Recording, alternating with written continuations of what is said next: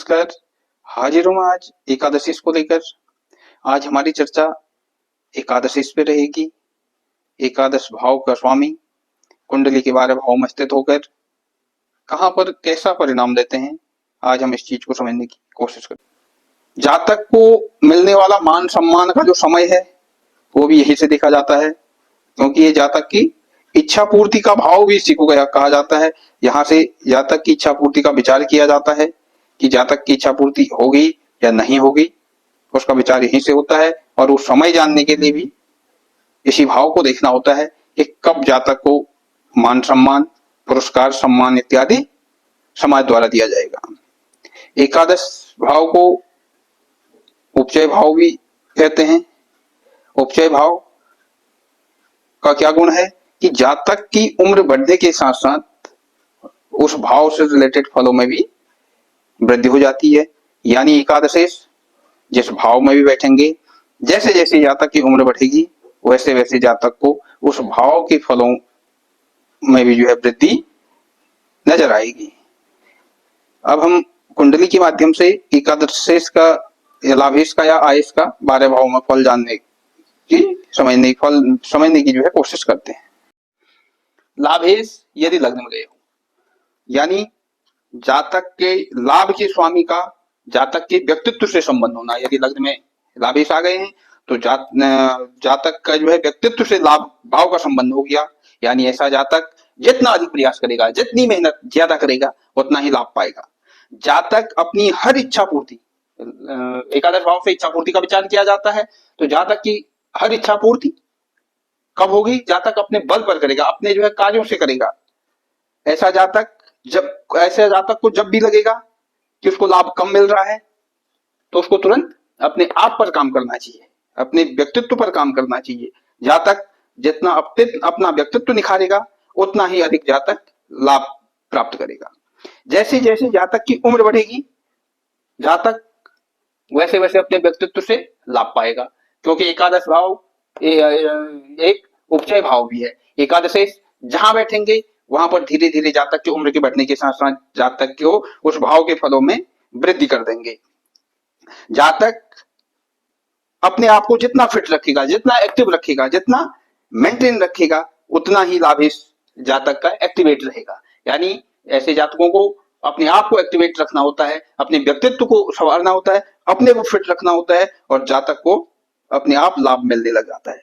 यानी जातक की जो पर्सनैलिटी है उस पे जातक को काम करना है, अपनी पर्सनैलिटी को निखारना है, और लाभेश लाभ भाव का स्वामी अपने आप एक्टिव हो जाएगा और जातक को अच्छे फल देने लग जाएगा, जातक को हर तरह के लाभ दिलाने लग जाएगा। उसके बाद बात करते हैं लाभेश यदि द्वितीय भाव यानी धन भाव में आए। लाभेश का धन स्थान में आना अच्छा है, क्योंकि ये जातक बचत धन का स्थान है। यहाँ पर अगर लाभेश आ जाएंगे तो जातक के सेविंग में अच्छा फायदा होगा, जातक सेविंग खूब करेगा। जातक द्वितीय भाव परिवार का भी है। ऐसा जातक अपने परिवार के कार्यों को कर अपने पुश्तैनी कार्यों को कर लाभ बना सकता है। द्वितीय भाव वाणी का भी है। लाभेश यदि वाणी में आ जाए तो ऐसा जातक अपनी वाणी का सदुपयोग कर लाभ पा सकता है। जातक अपनी हर इच्छा की पूर्ति करा सकता है, अपनी वाणी से अपनी हर इच्छा को पूर्ति करा सकता है। जातक की उम्र के बढ़ने के साथ साथ जातक के संचित धन में भी वृद्धि होगी। उसके बाद बात करते हैं लाभेश यदि पराक्रम स्थान में आ जाए, तृतीय स्थान में आ जाए। जातक को पराक्रम दिखाने से, जातक को पराक्रम करने से, परिश्रम करने से लाभ होगा। जिसका लाभेश तृतीय भाव में हो, वो जातक जितना पराक्रम दिखाएगा, जितना शक्ति से काम करेगा, जातक को उतना लाभ होगा। लाभेश का तृतीय में होने से जातक को अधिक लाभ लेने के लिए, अगर जिस जातक का लाभेश तृतीय भाव में बैठा हो, अगर ऐसे जातक को लगता है कि उसको लाभ मिल नहीं रहा है, तो उसको बस मेहनत को बढ़ा देना है, उसको और कुछ नहीं करना है, बस अपना कार्य करने जितना वो कार्य कर रहा है। अगर जातक 6 घंटे काम कर रहा है, उसने अपने 8 घंटे काम करना शुरू कर देना है, तो जातक को अपने आप लाभ मिलना शुरू हो जाएगा। तृतीय में होने से जातक लेखक, मार्केटिंग कार्यों में, सोशल मीडिया के कार्यों में अपना अच्छा लाभ बना सकते हैं। या फिर जातक अपने छोटे भाई बहन, तृतीय भाव छोटे भाई बहन का भी होता है, जातक अपने छोटे भाई बहन के सहयोग से लाभ प्राप्त कर सकते हैं। जैसे जैसे जातक की उम्र बढ़ेगी, जातक वैसे वैसे अपने पराक्रम की जो है करने की कला में जो है वृद्धि करेगा। जातक उस उम्र के साथ साथ अपने पराक्रम में जो है कला में जो पराक्रम करने की जो है उसकी शक्ति है उसमें वृद्धि करेगा, और अपने जो है जो कला जातक के पास है कार्य करने की जो कला कौशल है उसका उपयोग करके जो है अत्यधिक लाभ पाएगा। उसके बाद बात करते हैं लाभेश यदि चतुर्थ भाव में हो।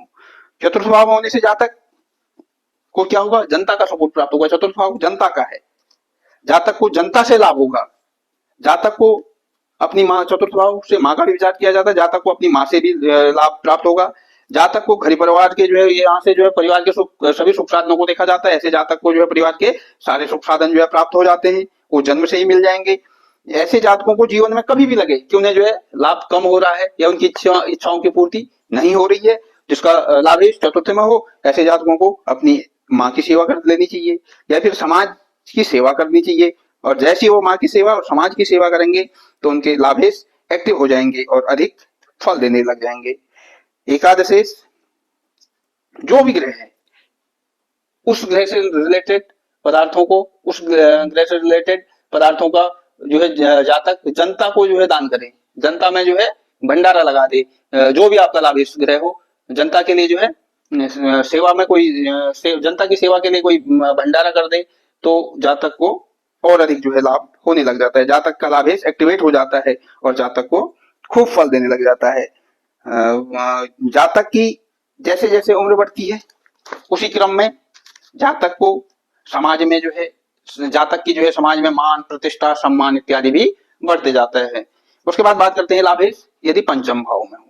एकादशेश जब पंचम में होते हैं तो जातक को संतति प्राप्त होने के बाद और ज्यादा लाभ होने लग जाते हैं। संतति होने के बाद जातक की इच्छाओं की पूर्ति और ज्यादा होने लगती है। पंचम भाव बुद्धि का है, पंचम भाव से हम बुद्धि का विचार करते हैं, रचनात्मक कार्यों का विचार करते हैं, एनालिसिस का विचार करते हैं। एकादशेश पंचम में होने से जातक इन सब कार्यों में जो है निपुण होता है और इन सब कार्यों को करके जो है लाभ प्राप्त कर सकता है। पंचम भाव से शेयर मार्केट को भी देखा जाता है, जिसका लाभ इस पंचम भाव में हो ऐसा जातक शेयर मार्केट से भी जो है अच्छा पैसा बना सकता है, अच्छा लाभ प्राप्त कर सकता है। पंचम भाव पूर्व जन्म के संचित कर्मों का भी होता है, जिसका लाभ इस पंचम में गया हो ऐसे जातक अपने पूर्व जन्म के अच्छे कर्मों का जो है लाभ इस जन्म में भी जो है उठाते हैं।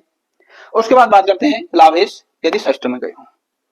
षष्ठ भाव सेवा का है, षष्ठ भाव सेवा का है, जातक सेवा कार्यों को करके लाभ प्राप्त कर सकता है। छठा भाव रोग ऋण और शत्रुओं का है, यदि जातक दवाई हॉस्पिटल के कार्य, लोन दिलाने का कार्य और वकालत से रिलेटेड, कानून से रिलेटेड, पुलिस जज इत्यादि कार्यों को करके भी जो है लाभ प्राप्त कर सकता है। अगर लाभेश षष्ठ में हो तो इन सब कार्यों को करने से जातक लाभ प्राप्त कर सकता है। अगर जातक इन कार्यों में न हो, ये सब जो कार्य बताए, अगर जातक इन कार्यों में न हो, अन्य कार्य करता हो तो जातक को लाभ प्राप्त करने में रोग सामने आ जाएंगे, ऋण सामने आ जाएगा और शत्रु जो है सामने आ जाएंगे और जातक को लाभ लेने में जो है परेशानी मिल सकती है। उसके बाद बात करते हैं लाभेश यदि सप्तम में हो। सातवां भाव, सप्तम भाव से शादी का विचार किया जाता है, जीवन साथी का विचार किया जाता है, जिसका लाभेश सप्तम भाव में हो ऐसे जातकों को शादी होने के बाद अत्यधिक लाभ मिलने लगता है। सप्तम भाव बिजनेस का है, जातक अपना बिजनेस करके भी लाभ प्राप्त कर सकता है। सप्तम भाव से दैनिक चीजें भी देखी जाती हैं और जिसका लाभ है सप्तम में अच्छी स्थिति में हो ऐसा जातक दैनिक जीवन में भी लाभ पाता है। एकादश भाव से इच्छा पूर्ति देखी जाती है, एकादश भाव से इच्छा जातक की इच्छा पूर्ति का विचार किया जाता है। एकादशेश यदि सप्तम में हो तो ऐसे जातक को जब जीवन साथी मिलता है, यानी जातक का जब विवाह हो जाता है, उसके बाद से जो है जीवन साथी के माध्यम से जातक की जो है हर एक इच्छा पूर्ति होती है, हर एक इच्छा जो है पूरी होने लग जाती है जैसी जातक की शादी होती है और जातक के हर कार्य जो है बनने लग जाते हैं। उसके बाद बात करते हैं अष्टम एकादशेश लाभेश जब अष्टम भाव में, अष्टम भाव में जब आयेश होंगे तो जातक को क्या होगा, अचानक, अष्टम भाव अचानक मिलने वाले लाभ का है। ये लाभ भाव का स्वामी अष्टम भाव में आ जाए तो जातक को अचानक लाभ मिल सकता है। वह लाभ कहां से होगा, सट्टा से हो सकता है, लॉटरी से हो सकता है, इंश्योरेंस से मिलने वाले धन से हो सकता है, या जातक के ससुराल से मिलने वाले धन से हो सकता है, या फिर किसी अन्य गुप्त माध्यमों से भी जो है जातक को लाभ प्राप्त हो सकता है। अष्टम भाव गुप्त चीजों का है, गुप्त रहस्यमयी चीजों का है, तो जातक को किसी भी गुप्त तरीके से जो है लाभ प्राप्त हो सकता है। या फिर जातक अष्टम भाव अनुसंधान कार्य का है, रिसर्च का है, नई वस्तुओं की खोज का है। लाभेश यदि अष्टम भाव में गए हो तो ऐसा जातक नई खोज करके, नई वस्तुओं को जो है ढूंढ करके, नए जो है रिसर्च करके, नए अनुसंधान करके जो है लाभ प्राप्त कर सकता है। उसके बाद बात करते हैं लाभेश यदि नवम भाव में गए हो। नवम भाव जातक को आयेश यदि नवम भाव में गए हो तो जातक को सब कुछ भाग्य से मिलने लग जाता है। जातक नवम भाव से पिता का विचार किया जाता है, लाभेश यदि नवम भाव में हो तो जातक को पिता से भी जो है लाभ हो जाता है। नवम भाव धार्मिक कार्यों का है, ऐसे जातक धार्मिक कार्यों से लाभ प्राप्त करते हैं। नवम भाव विदेश यात्रा का है, विदेश यात्रा को बताता है, उच्च शिक्षा को बताता है, जिसका लाभेश नवम भाव में गया हो ऐसा जातक उच्च शिक्षा से लाभ प्राप्त करेगा, विदेशी यात्राओं से लाभ प्राप्त करेगा।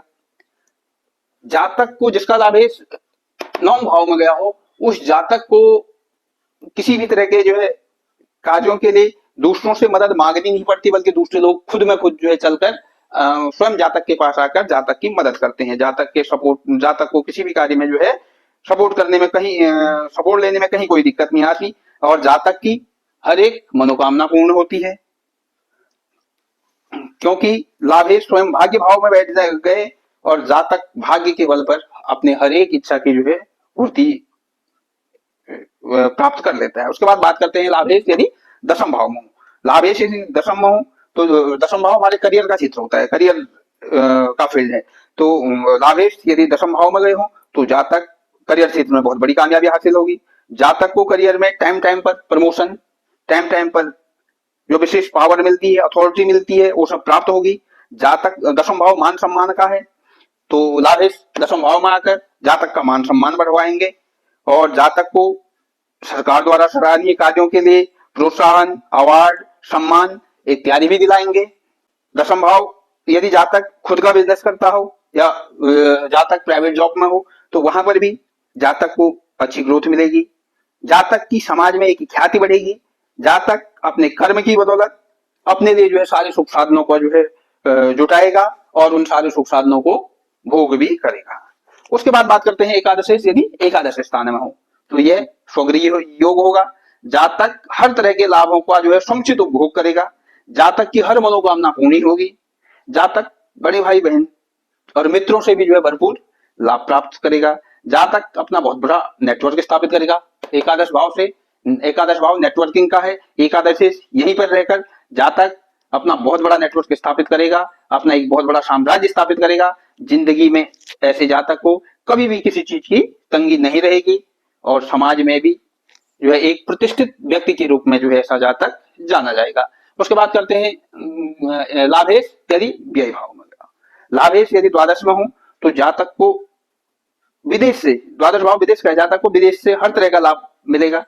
जातक विदेश से खूब धन कमाएगा। हो सकता है जातक विदेश में ही सेटलमेंट हो, विदेश में ही जॉब कर रहा हो। जातक ऐसा जातक दान पुण्य करने वाला भी होगा, क्योंकि जो जातक के जातक का जो आय है वो 12वें भाव में चला गया, लाभेश 12वें भाव में चला गया, तो ऐसा जातक दान पुण्य भी खूब करेगा या मोक्ष के कार्य करेगा, जिससे जातक को मोक्ष मिलता है, क्योंकि 12वां भाव मोक्ष का है। तो जातक मोक्ष के कार्यों पर खर्च करेगा। या जातक हॉस्पिटल से रिलेटेड, 12वां भाव हॉस्पिटल का है, हॉस्पिटल से रिलेटेड या फिर कानून से रिलेटेड, जेल से, 12वां भाव जेल का भी है, जेल से रिलेटेड या बंधनों से मुक्ति रिलेटेड कार्यों को करके भी जो है लाभ प्राप्त कर सकता है। द्वादश भाव मोक्ष का है, जातक को मोक्ष का भी लाभ हो सकता है। जातक खूब दान पुण्य करेगा, जातक को मोक्ष भी प्राप्त हो सकता है। जातक हर सुख साधनों का उपयोग करेगा और फिर जो है परम मुक्ति का रास्ता भी ढूंढेगा अगर लाभेश द्वादश भाव में गए हो। तो इस प्रकार से हमने जो है लाभेश का द्वादश भाव में फल को समझा। तो आज के लिए इतना ही, फिर जल्द हाजिर होऊंगा द्वादश शेष को लेकर। तब तक के लिए नमस्कार।